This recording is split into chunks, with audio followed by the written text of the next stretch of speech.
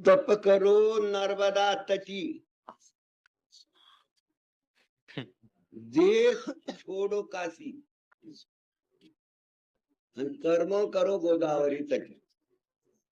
या गोदावरीच्या तटावर जो काही कर्म करील, जपाचा, तपाचा, होमाचा, यज्ञाचा, आहुतीचा, कोणतेही कर्म करा, पण नर्मदाच्या गंगेच्या तटावर करा. फार महत्व.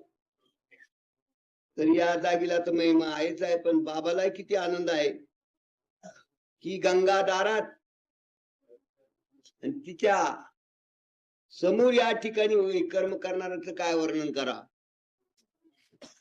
धन्य आमचे परशुराम बाबा. इथे राहायला पुण्यच लागतं. हलक्या बुद्धीचे, हलक्या किमतीचे राहू शकणार नाही. की या जागेवर दत्त भगवान येऊन तपश्चर्या करून गेले. अंजनी माताचं वास्तव इथे.